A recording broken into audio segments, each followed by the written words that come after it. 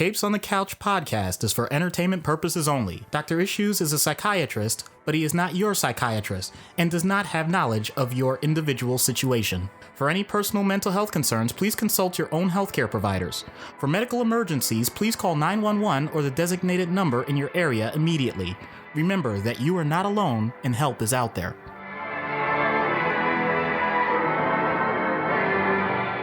Hello and welcome to Capes on the Couch, where comics get counseling. I'm Anthony Sitko. And I'm Dr. Issues. This is issue number 112. And there's a peaches and cream joke in there somewhere, but I'm going to leave it alone and say that this is the start of our Batman month.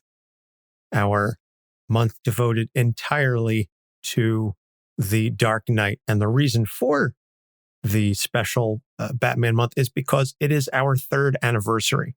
Our first episode, all about Eddie Brock, a.k.a. Venom, was released March 7th, 2018. Technically, it was released like 10:30 the night before, but that's because I didn't know then how to schedule a release for the following day. But we'll stick with the March 7th release date. So 3 years, 112 episodes, plus the additional stuff, Mental Health Avengers, and countless guest appearances on other podcasts.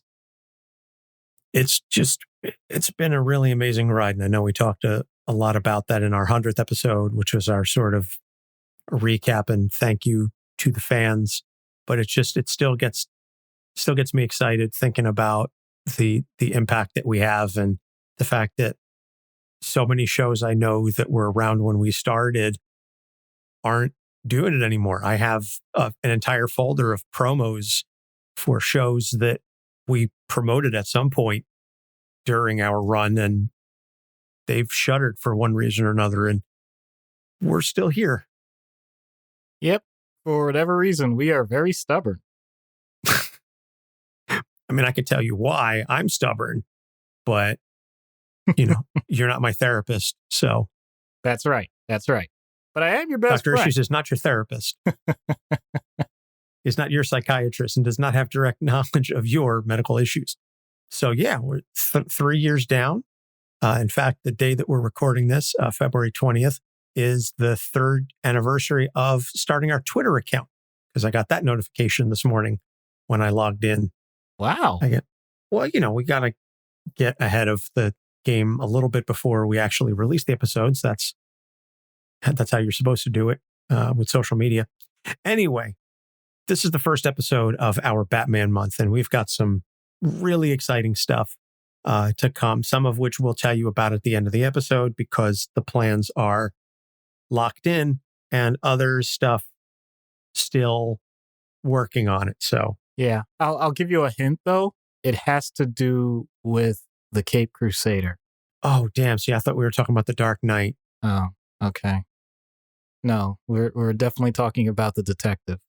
Oh, okay. That ruins everything. Sorry.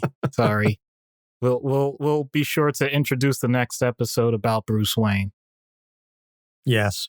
I mean, Batman is a character. There's a reason why we haven't done him to this point, because as a character over his 80 plus years, he has been in countless comic books and various forms of media, film, television, live action, animated, etc. And so it was always going to be a difficult task to try and encompass everything about Batman. But when Doc and I were talking about what we were going to do for 2021 and an interesting way to celebrate our third anniversary, we said, well, there's 5 Wednesdays in this particular March. Why don't we do 5 episodes on Batman, and each of them covering a different facet of the character? Because I feel that that's the only real way we're going to be able to even scratch the surface of a character like Batman. I know even with these 5 episodes, we're not going to be able to hit everything. And I don't think we're going to be able to really do the character justice, but we're certainly going to try. And so we're starting off the month with this episode, which is about his relationships with other characters. Now, on the show, as you all know, we've done a number of the Robin characters. We've done several episodes on other members of the Bat family, and we have done numerous Batman rogues. And Ariel is probably responsible for about 80% of those. Shout out to Ariel for almost always picking a Bat character. And yet, when we do those episodes, we tend to focus on the character as an individual. Yes, for some of the Robins and for Alfred, certainly, we talk about their relationship with Batman. But there are a number of characters that we haven't done that are also closely related to Bruce. And I feel like we can spend a good amount of time talking about those characters and the nature of their relationship with Bruce Wayne, because to be involved with Batman carries with it a certain amount of weight and responsibilities. And I think it's important for us to, when we talk about the individual characters, we want to give them the room to breathe because they are freestanding individuals. But I guess the sort of Damocles almost, if you want to even call it that, is their relationship with Batman. So let's start, because like I said, we could spend 2 episodes talking about everybody and how they relate to Bruce. Batman and Commissioner Gordon is a very key relationship in the comics, and one that has been addressed in many different forms, particularly not just in the comics, but also in the various types of media. You know, Gary Oldman in the Nolan trilogy and the animated series. One of my personal favorite versions of the Batman Commissioner Gordon relationship is in the Harley Quinn series that was on the DC universe and is now on HBO Max, because it portrays Gordon as this neurotic man with like zero self-esteem who is always out to try and impress Batman and thinks that if he could just get Batman to admit that they're best friends, that will just make his day. And it's this very needy character. And I love the way that Christopher Maloney plays him. But Gordon gives Batman cover within the Gotham City Police Department. And I think that's very important because of the role that Batman plays within Gotham. He is outside the law by the technical definition. He's the vigilante. And Bruce needs somebody to vouch for him in GCPD. Yeah. And that is not an easy thing to do, given all of the various, shall we say, extracurricular activities that Batman is known for. So that's a heavy burden on Jim. And it's a credit to their relationship that it hasn't frayed or it hasn't been destroyed over time. Well, let's take a look at what the potential negative could be if this goes wrong. I don't think you or I are naive to the idea of cronyism when it comes to situations that involve authority. The fact that those two have worked together so many times, they've developed this sense of trust that they're both seeking justice. And Commissioner Gordon, by definition, has to color within the lines. He has to make sure that every I is dotted, every T is crossed. To do that, and then on the side, to have someone who's working outside of those confines, but still respects him enough that he is willing to, let's just say, make sure that he doesn't put Gordon in such a dire position that there's no way it could continue. This could have gone wrong the very first time they really got to know each other. And the fact that it didn't shows an incredible amount of patience which is the exact opposite of what you would think when you're dealing with supervillains and all sorts of concerns about mass violence in the city and all those other things. You mentioned that Gordon is giving Batman a cover. I'll tweak that a little bit.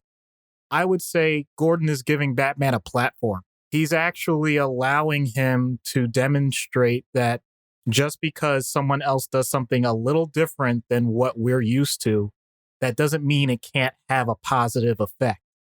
And he'd rather the results speak for themselves instead of trying to get into debates with people as to what's going on. That's a very bold way to approach the circumstance. Not everybody could really take that chance, be willing to put their career on the line for the sake of something like that. And yet that's the way he's handled it, no matter what. I think that's incredibly impressive. Meanwhile, to flip it back to the Batman side, he doesn't get many chances to pick someone. A lot of people pick him.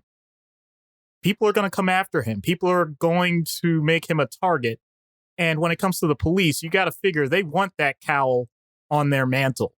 So for the head of the police to not take that opportunity to put that feather in his cap at any point, that says a lot.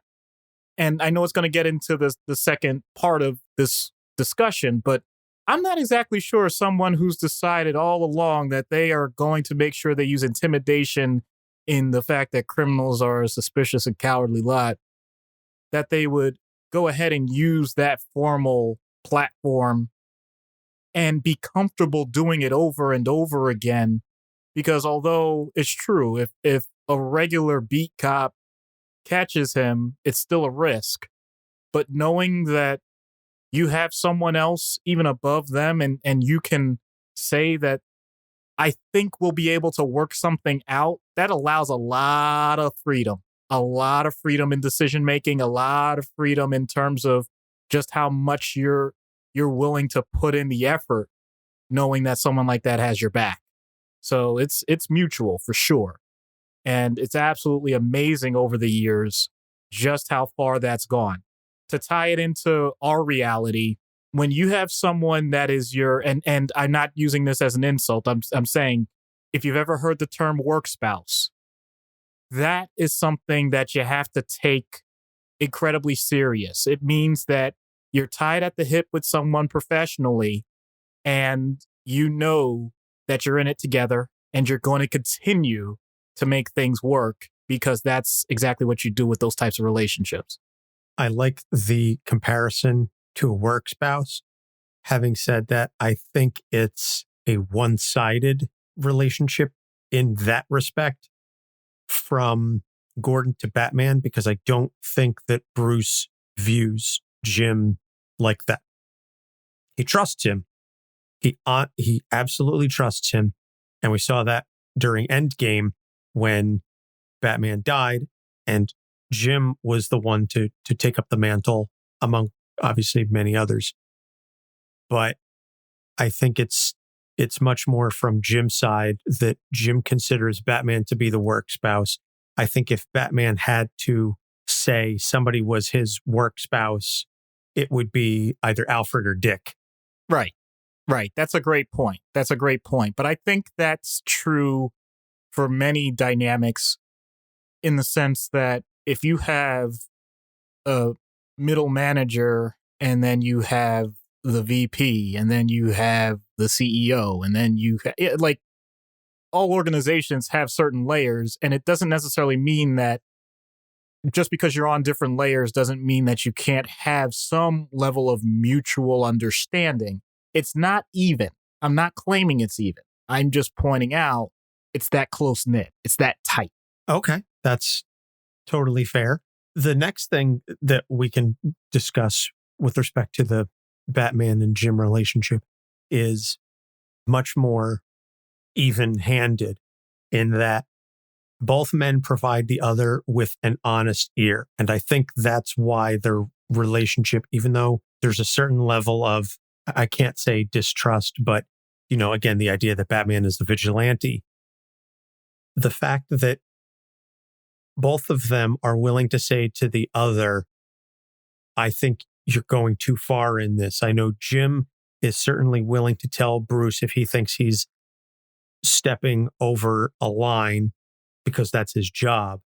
But concurrently, Bruce is also willing to say to Jim, I think GCPD is going too heavy-handed on this, or you're out of your league. I think that honesty and that trust is so vital to the relationship. And it's one of the reasons why, even though things may sour from time to time between them, it's never fully broken. Yeah. Because of that honesty and because they're willing to call the other one out if they think they're going too far. And we all need a friend like that. Yeah. Nudge, wink, wink. No, that's a great point. There's always going to be a certain level of distance between the two because for the most part, I'm going through the majority of the years. I know there have been hints otherwise, but the idea that Batman remains Batman to Commissioner Gordon, but he can think of himself however he wants to the other way. So whether it's Bruce thinking that way or Batman thinking that way, he can say that he knows fully well what their relationship is about. The fact that someone like Commissioner Gordon is willing to let that go. I mean, he has asked. He has kind of poked and prodded here and there, but they make sure it's not the crux of any of their discussions about, by the way, what's your identity? That sort of thing.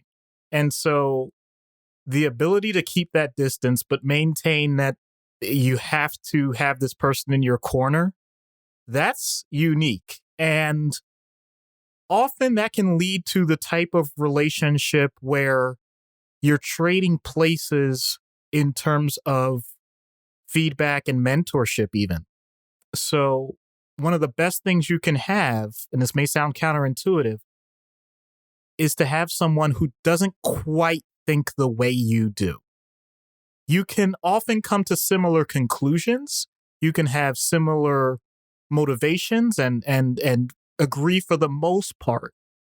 But let's be honest. You can't tell me for a fact that someone of Jim Gordon's background and family life and et cetera, especially from a working class situation compared to I'm not saying this in terms of the privilege of it, but just the idea of Bruce Wayne growing up in Wayne Manor, having the events that he experienced and all of those things, but also having the finances and all the other supports behind it, et cetera, you can't possibly say that they're automatically going to know exactly what life is like for the other. But I think sometimes that feeds into the idea of, I'm checking your blind spot. I'm seeing some of the things that you may not have seen because of my own personal experience. And I'm willing to say it in a way that is not hurtful. I'm willing to say it in a way that definitely conveys a sense of concern and has the proper emotion behind it, but is not meant to be destructive. That is a very fine line with someone, and they have managed to create an art out of it. And that's part of why we enjoy their interactions so much. Excellent point. Excellent point. So let's shift gears, but keep it in the family in a way. And let's talk about Bruce and Barbara Gordon. Now, this relationship changes depending on the universe, the medium. It tends to vary, but they're often, I'll say most of the time, is a mentor-mentee relationship. Having said that, I feel like Bruce protects Barbara in a way that he doesn't always show the same level of protection to the Robins. And I'm not sure if that's because of any inherent sexism, that she's a woman, or because she's Jim's daughter. So I'm going to even bring up another point to that. Are we talking about Batgirl or are we talking about Oracle? Also an excellent point. I think of Barbara as Batgirl. I know a lot of folks, when they think of Barbara Gordon, they envision her as Oracle. And then I also know that within the Babs fandom, there's a bit of a headbutting over that distinction over whether she's Batgirl or Oracle. I'm of an age where, I grew up watching the Batman 66 show. Right. So I think of Barbara Gordon as Batgirl. So I'll say it with regards to that. Okay. And now having said that, I'll let you talk about Barbara's Batgirl first, because I think Oracle carries with it a whole other set of... Oh, yeah. That's why I wanted to make sure I brought it up, because and for anyone listening live on the stream, yeah, this really is me just bringing that up in the moment, because I did not have this thought until maybe 40 seconds ago. Okay. Barbara as Batgirl, as another potential protege. That's fair.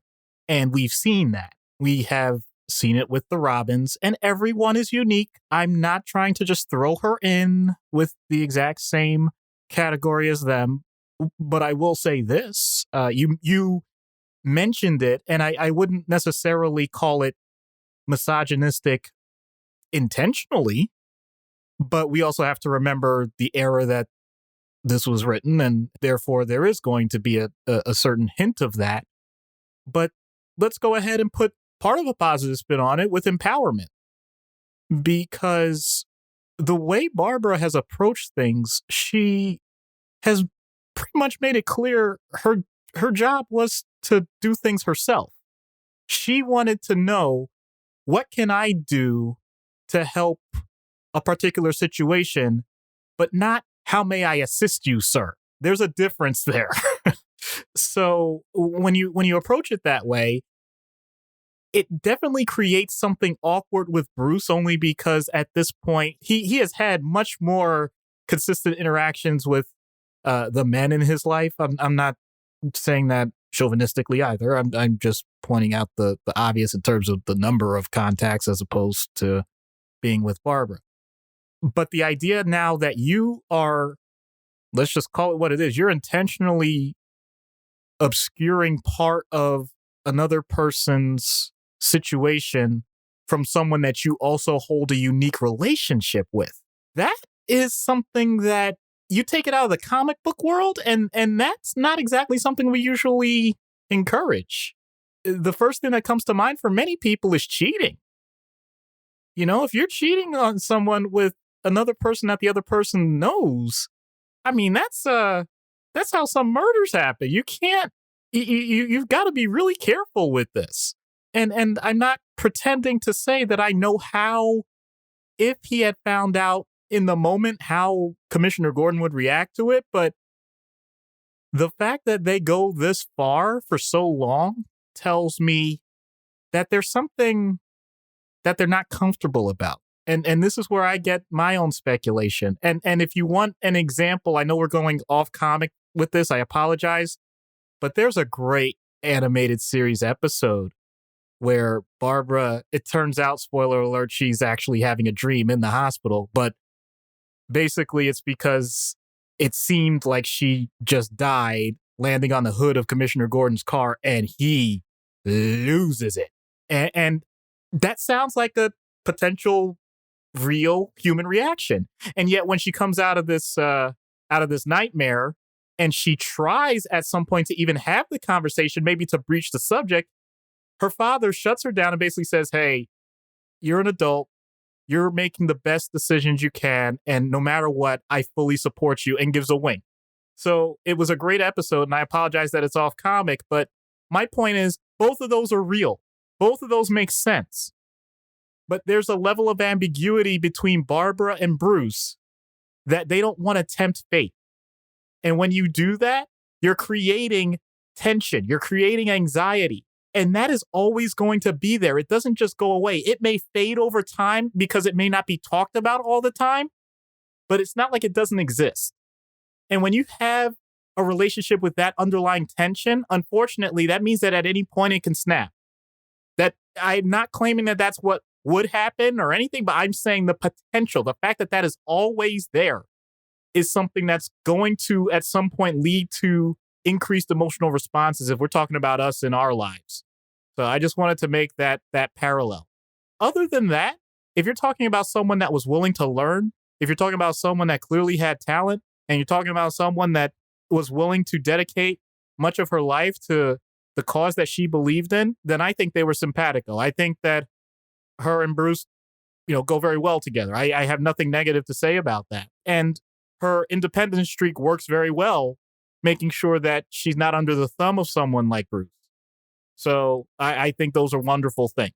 Very well said. Now, if we're talking about Barbara as Oracle, that is very different, because as Oracle, I think there's this underlying guilt that Bruce carries because of what happened to Barbara, that he blames himself for letting the Joker shoot her and paralyze her, even though she is still incredibly gifted and does a fantastic job as Oracle. And I think even if I'm one of those people who thinks that the original act of shooting her was not the best move, the idea to turn her into Oracle, I think, was making lemonade out of lemons. Almost that's making lemon meringue pie out of lemons. And I'm not even a lemon fan. My wife is, but that's a whole other story. The point is, the analogy is getting away from me. I apologize.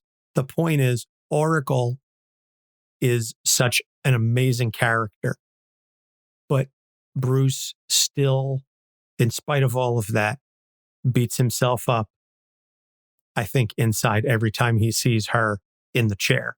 Yeah. And that's never going to go away. Right. This is an example, not just for that particular situation, but for many situations where the question is, how do I make things even? How do I make things right? And there are many circumstances in society today where that type of question comes up. And the usual responses to that are either, you will never live this down, or you don't have to live this down. It's in the past. We can move forward. The idea that things will ever, quote unquote, be fixed or even or anything, it's all a fallacy. And it's unfortunate that both of them have to have some level of suffering involved with this. Of course, Barbara has the trauma of the event and the subsequent physical limitations, but clearly manages to adapt, despite that level of physical disability, to continue to expand the other areas of her life to make sure she is continuing to enjoy her life and being productive and doing everything that anyone would expect a person to do under the circumstance. And I think it's a wonderful example of what to do when, as you said, life hands you lemons and you make a lemon icy out of it. Anyway, if you're gonna make random analogies, I'm gonna do it too. Fair enough. But also, I would say that with Bruce, you mentioned the guilt. The guilt of omission can be just as painful as the guilt of commission. Of course, he didn't pull the trigger. He clearly was still trying to do his best for anyone, what would be considered unexpected circumstances. But this is an example of how an outcome overwhelms the process. In reality, is there anything other than being completely prescient to prevent that? No. And yet, the fact that something negative happened and caused a negative emotional response within him is indelible. So now we're talking about the coping mechanisms for that type of thing. And the real term for what we're talking about right now is undoing. How do I just go back in time or something, or just have that magic eraser and fix it, whatever. And since it doesn't exist, it depends on how hard a person is going to try that approach. And I've definitely read versions of Batman that have looked at it that way or spoken about it that way. But I've also read other versions where he has his moment of thinking about it, but then is able to process the idea that if her life has gone on, then so should mine. the thing, of course, that happens is when you have interactions with that person from that point forward, how does it remind you of it? And the reason I say it this way is, especially something as visceral as what happened with Barbara, it's one thing to have a phone conversation with someone like that. It's another thing to have that person in, I'll just go ahead and say it, when they're wheeling in front of you, when they're not standing anymore, and you physically see it, when you visually get that sense. And that's a different situation. That stimulus is different. And there's no way to just automatically say to a person, oh, well, you could just turn that off. You can dampen it, but that doesn't mean it immediately goes away. And I was going to say unfortunately, but I wouldn't say it's fortunate or unfortunate. It just is. We will have to always process our emotion in the moment that it happens. We can't guarantee that it won't happen again. So that's true for each time Bruce has an interaction with Barbara as Oracle. When you look at it that way, and of course the other way around too, because let's be honest, it's very possible that there can be feelings for Barbara of a what if. Maybe not as intense because of the way it was written. Like it's very clear that Bruce wouldn't have wanted this to happen to her, so she's not thinking that. But also the idea of, I had Batman on my side. How many times has Batman saved someone? And I'm one of the ones that got away. So there can be a part of that too. But it's not shown nearly as often or not portrayed nearly as often as far as I recall. And we have very smart and knowledgeable fans, so I'm sure I'll get corrected on it. But I'm just saying, the general feel of what I've gotten from those stories is that Barbara has done an excellent job with her ability to move forward. And Bruce, because of the visceral nature of it from his standpoint in terms of processing that, what for him is new stimuli. He wasn't initially there. So ironically, that intensifies the fact that each time is new. Yeah. And that situation of having to relive the trauma is something that I don't know that we've talked about too many times on the show, because I'm not certain how many characters that has been relevant to, but it's definitely something that, like I said, comes to mind when you think about Bruce and Oracle. And of course, Bruce is going to do his typical thing where he swallows it down and denies whatever, but it does eat at him. And some of the stories over the years have referenced that. I can't recall them off the top of my head because, again, it's impossible to be a Batman completionist. So the next one I want to talk about is along those similar professional lines, Batman and Lucius Fox. Now, I'm going to go out on a limb and say that most people's idea of Lucius Fox is Morgan Freeman from the Nolan trilogy because, and this isn't a slight, he's not in that many stories. He doesn't play a huge role. His primary focus is anything involving Wayne Corp or Wayne Tech or the Wayne Company. So that's where his role tends to be. But there is the undercurrent that he is at least familiar with, if not completely aware of Bruce Wayne's nighttime activities. And that gives him a unique spot amongst Bruce's relationships because almost none of the characters we've spoken about have anything to do with Wayne Corp. They're all Batman or Bruce Wayne as an individual. Lucius Fox is one of, if not the only character I can think of that walks those two worlds. And that makes for an interesting dynamic as well. Yeah, I love the flow of this episode because we go from a professional in quote unquote crime fighting, dealing with Batman and knowing him as that, to the thing that we usually talk about on a regular basis, a character that knows Bruce Wayne and Batman, but in that pure vein of what we think about as the all-encompassing Bruce and Batman together. Now we have this corporate professional side, this window that gets pushed aside. And yet, let's be blunt, I'm sure that Batman would still have many of the things that he's capable of. And as a matter of fact, a recent run has been exploring this about if you took away the money, what would he be? And the answer is still Batman. But clearly, a lot of it has to do with having that marketplace front, basically, to bankroll whatever is necessary, and to have someone that is trustworthy enough, because there's been plenty of storylines that involve people somehow either infiltrating Wayne Corp or trying takeovers or just, messing with the business.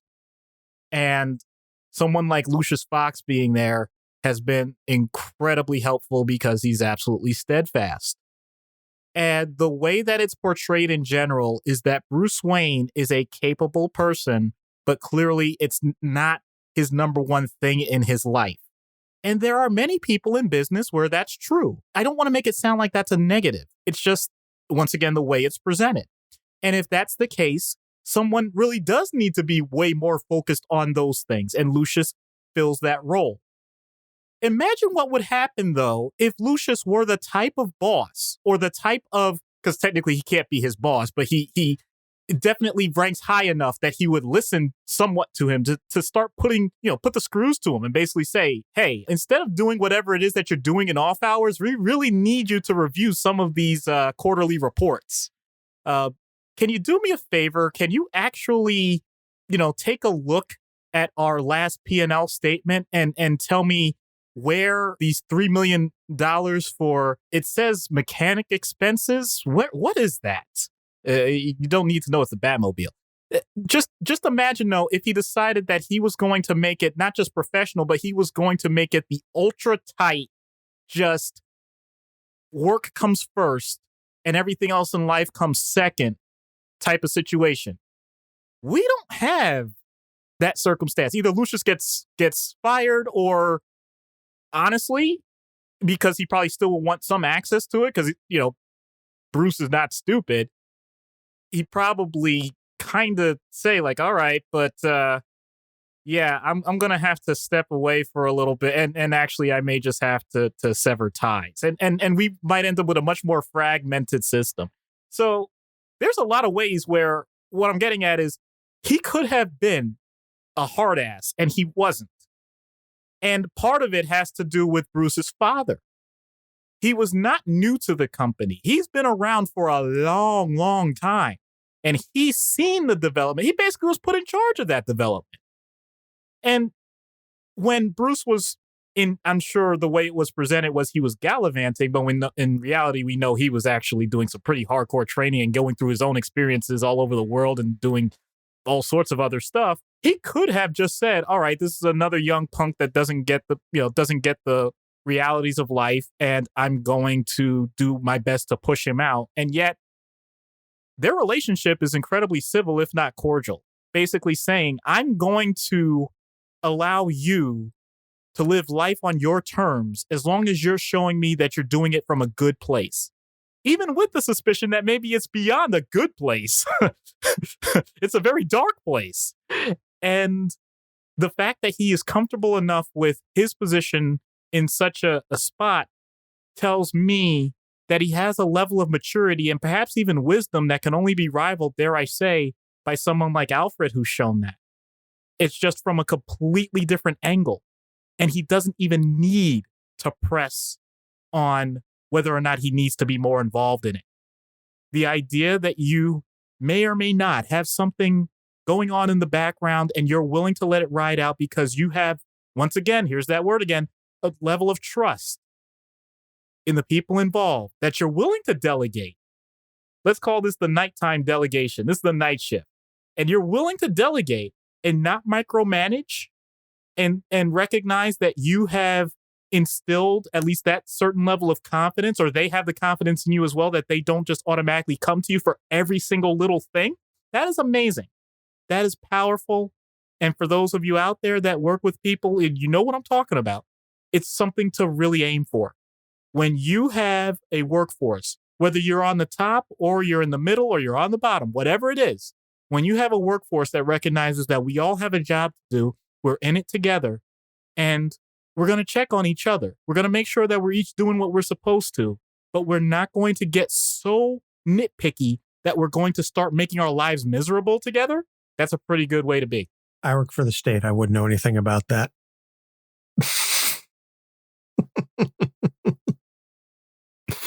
Just keeping it real.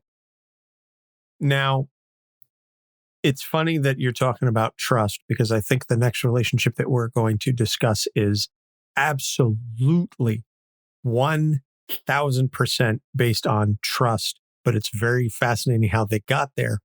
And also, we're spending most of this time talking about Batman, who's a character that we've never done before, and his relationship with all these other characters that we've never done before. Here's another character that we haven't done. And I think it's another situation where we might need a month. We might need several months to cover Batman and Superman. I mean, the essays that have been written about how these two are opposites, how they're two sides of the same coin, this, that, or the other. I think you could spend a copious amount of time just researching and reading about their compare and contrast.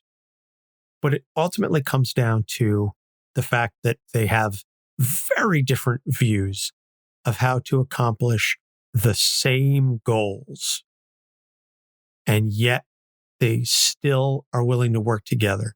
And I think some of the most beautiful stories are about how Bruce acknowledges that Clark is what he wishes he could be in some respects.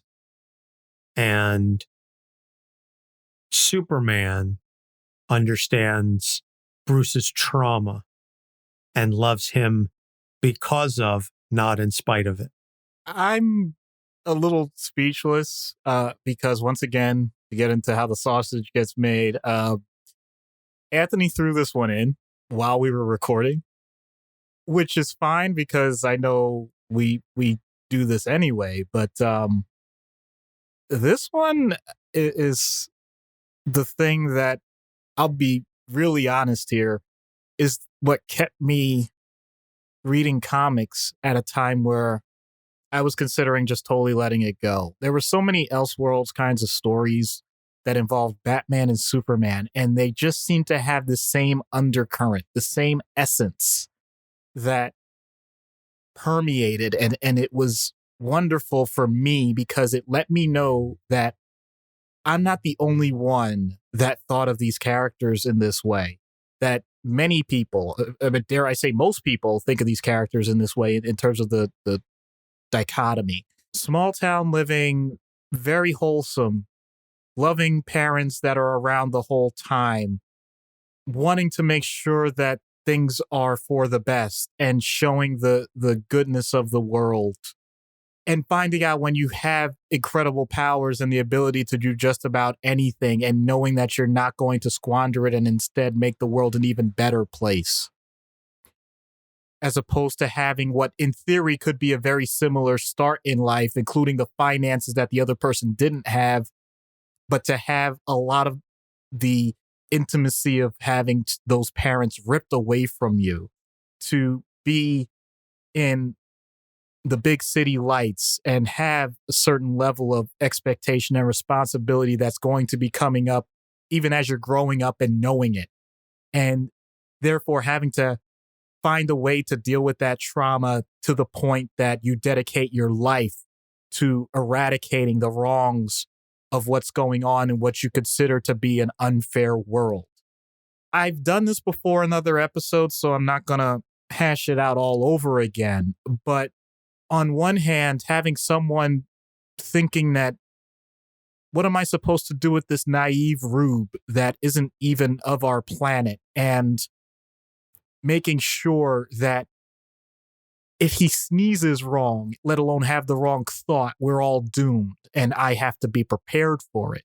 As opposed to, what do I do with this misguided vigilante that really, really just lays into people and is so incredibly hard on everyone around him and feels like even the most insignificant slight is just more motivation to prove himself and just goes deeper and deeper into this rabbit hole that he will never climb out of. Ironically, I know it was shown already in terms of it being a conflict and intense battles on several occasions. But there's a different way to look at it. And I think for our show, this is the part that is absolutely stunning when you actually say this. Both of them are saying, I want to help that man. I want to make sure that whatever is happening, because they are putting their heart and soul into it, that it turns out as good as it can. Because if it does, then we're all going to be better for it and it's something special. When you frame it that way, all of a sudden, it's not nearly as adversarial. When you recognize that Clark is willing to ask Bruce on things because he knows that he's dealing with one of the most intelligent minds in existence, and when Bruce just kind of, in a monotone, melancholy fashion, just kind of says, well, I guess this one is up to Superman. He actually does it because he recognizes, thank goodness I have this ultimate secret weapon on my side. When they do that, you're right that it's 1,000% about trust. But, and this may sound too sappy, and I'm sorry, but doggone it, that's the way I view it. That's about the type of love that we as sentient beings can have for one another. That we can just take all the details and literally just put them on the margins and bring that commonality home. When you do that with any person and you're willing to throw away, I'm serious about this, when you're willing to throw away all the other things that you wonder makes them different, you end up with an emotional experience that allows us all to recognize that we're the same. And if you haven't had that experience, then I really hope someday you do. Because it truly is one of the greatest things you can feel in our lifetime. And that's why you're the Superman to my Batman. You know, it's fascinating that you say that because your idealism, I feel, is much more on the Superman side as opposed to my dark and brooding. And that's the way I've always viewed it. So for you to say that, I'm like, oh, wow, okay, I thought it was the opposite. Well, I say that only because I didn't want to go so far as to say that I'm the Superman of the duo.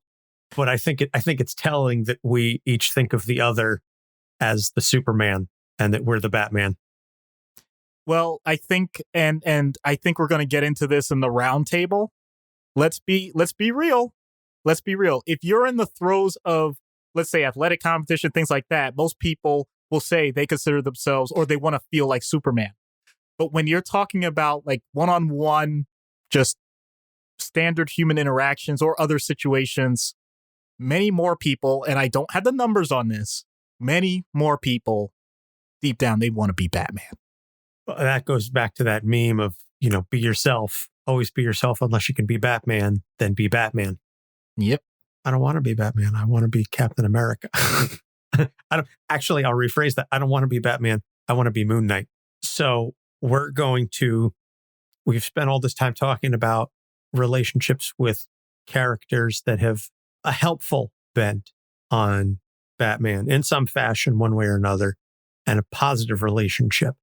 We're going to jam on the brakes and do a complete 180 now, because this relationship is not only not helpful in any way, shape, or form, but is also the only one that we've discussed the character, but we didn't fully get into the nature of the relationship in the episode.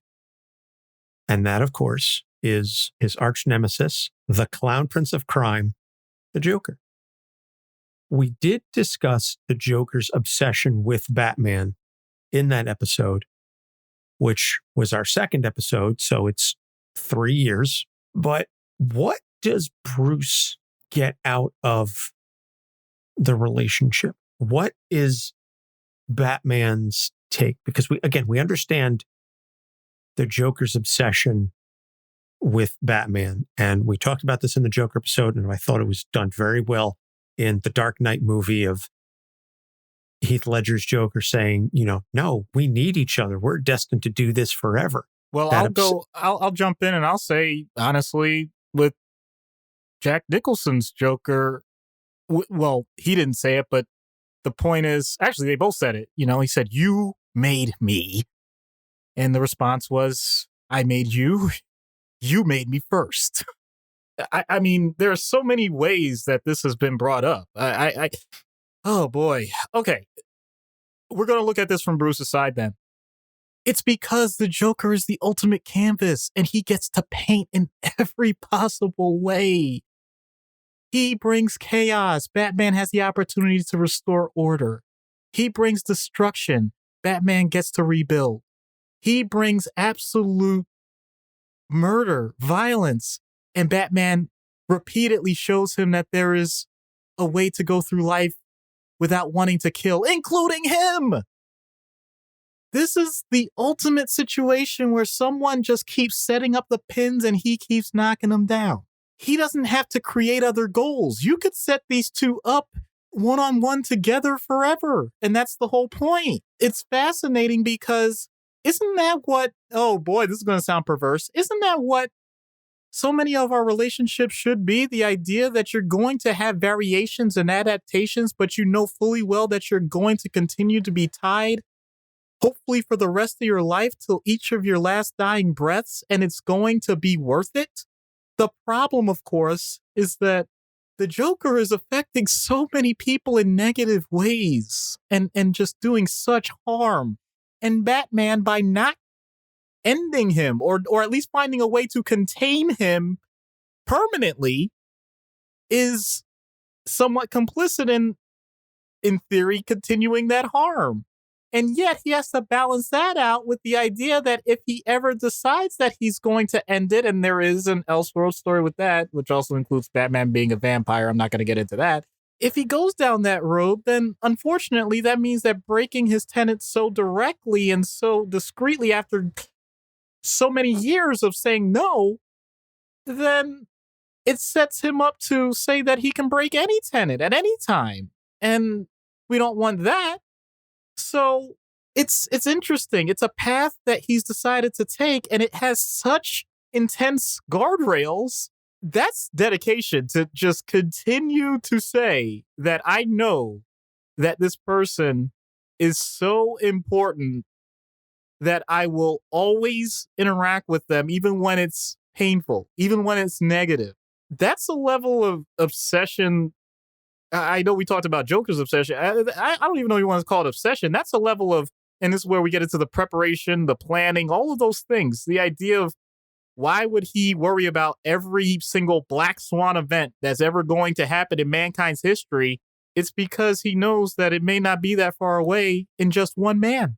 That's above and beyond what most of us deal with on a regular basis. I may wonder if I'm going to get an off-the-wall patient that's going to test my limits. I suppose that happens once in a while. To have it as essentially a guarantee, I'll be honest, I don't know exactly how I would handle that. So for him to essentially take almost always the exact opposite emotional trait that the Joker is showing, with a few rare exceptions, tells me that his point is to make sure it's very clear to anyone else observing on the outside that they're not the same. And yet, he still counts him as a human being. He's still willing to give that opportunity, still willing to give that chance. The idea that a reformation at some point may happen. That's above and beyond what most people would consider. That's above and beyond, to be honest, what I think I would consider. So to try and match that person's intensity, to try and counter that person's obsession, and still try and show them the grace, son, that you are willing to bestow to any human being you ever interact with, that's special. That is special. That's unique to that character. That's one of a kind. And I don't know how. I don't know how I'm supposed to say as a psychiatrist how a person's willing to do that or how they do it. I just give credit. Yeah, it does say a lot about Bruce that even when dealing with the Joker, he will not break that one rule. Even though you know that of all the characters, all the members of his rogues gallery that he deals with, he may not be able to justify killing the Penguin. I don't know. You can't justify killing the Riddler. You can't justify killing Kite Man. Hell yeah. But the Joker, you know, you got to say at some point, he's got to die. But it says so much about Bruce that he says, I cannot be the person to decide just by myself that he has to die. Now, do I think that if the Joker gets the death penalty, that Bruce will stop it? I don't know, because then it's not just Bruce making that call, but it's a lot of internal strength, a lot of, as Mick Foley would say, testicular fortitude to hold that line. You know what? I'm going to change that to gonadal fortitude, because I don't know, testicular and ovarian fortitude, just, I don't know. I don't like separating them out. So I'm just going to say gonadal fortitude and strife. Wee. So I think this has been just a fun insight into some of the relationships. And we could go on for hours because Batman has interacted with so many characters, so many different people over the course of 80 plus years, and their impact on him and his impact on them. But we wanted to hit some of at least the main characters that we haven't already discussed and that would make for an interesting dynamic and an interesting discussion. So there's no recommended reading.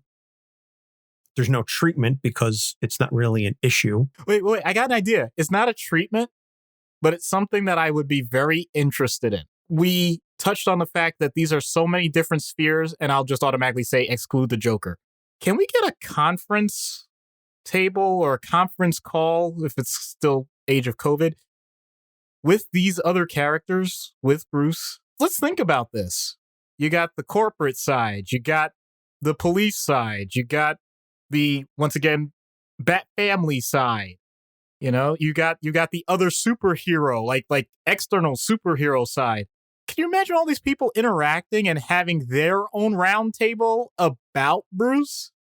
I would love that. I would absolutely love that. The insights that they share with one another, how things are going. I think that would be absolutely amazing. So get a Zoom meeting together to talk about Batman. I think that's fascinating. I don't think you could live stream it like we're doing now. I think it would give too much away. I also think it would be, Zoom bombed potentially by a villain. I mean, let's be honest. What I'm describing is we got to get to work, Anthony. We gotta make sure that we have this written out for the next story arc. Once again, we come up with another comic idea. DC, give us a call. Somebody at DC, give us a call. Somebody, please. Literally an email, a response to a tweet, something. Anybody? Not pointing fingers at anybody, just saying I've reached out to a number of creators and nobody's gotten back to me. But don't worry, I'm not bitter. So no recommended reading for this episode, but recommended listening would be go back and listen to the 12 Batman character episodes that we've done. Like I said, we've literally done all the Robins with the exception of Stephanie Brown. We did Alfred. We've done, I think, 7 Batman Rogues.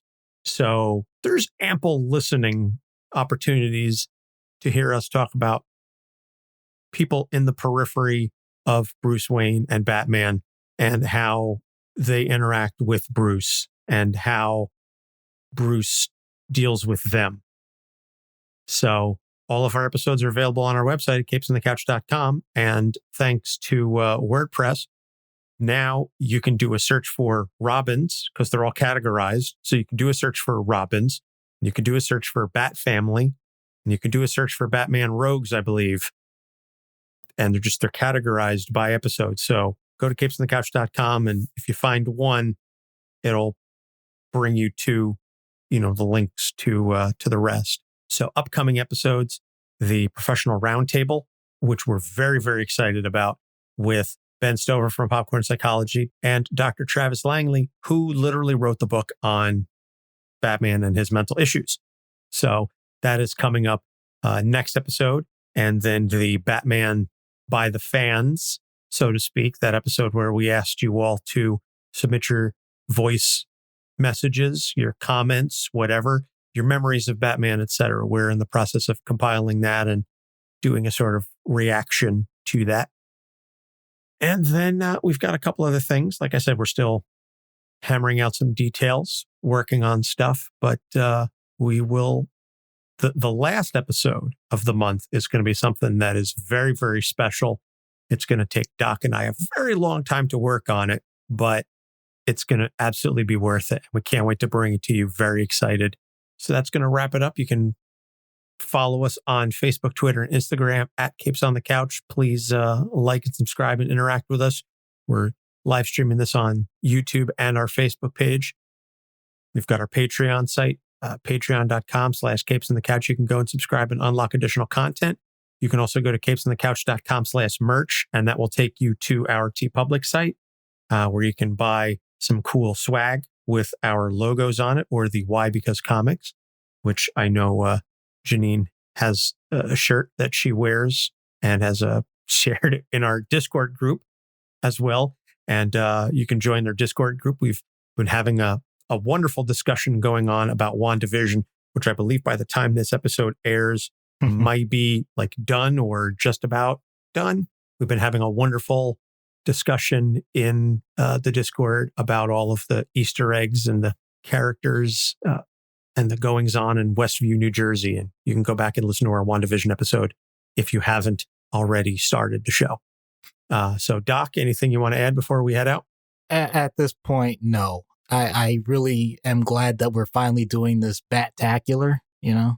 That's really what I want to focus on. So yeah, I'll do my best not to add too many puns because this is serious business and Batman can certainly be draining. Why so serious? Thank you. He picked up on it. That is so cool. Of course I picked up on it. Why wouldn't I? Dude, we've been friends for 25 years. You can't throw me a layup like that and expect me not to dunk it. You're the only one who thought that was a layup. A lot of people wouldn't have followed what I was trying to set up there. I think that was pretty damn clear. Okay. But anyway, for Doc Issues, I'm Anthony Sitko. Thank you so much. We'll see you next week. Capes on the Couch podcast is for entertainment purposes only. Dr. Issues is a psychiatrist, but he is not your psychiatrist and does not have knowledge of your individual situation. For any personal mental health concerns, please consult your own healthcare providers. For medical emergencies, please call 911 or the designated number in your area immediately. Remember that you are not alone and help is out there.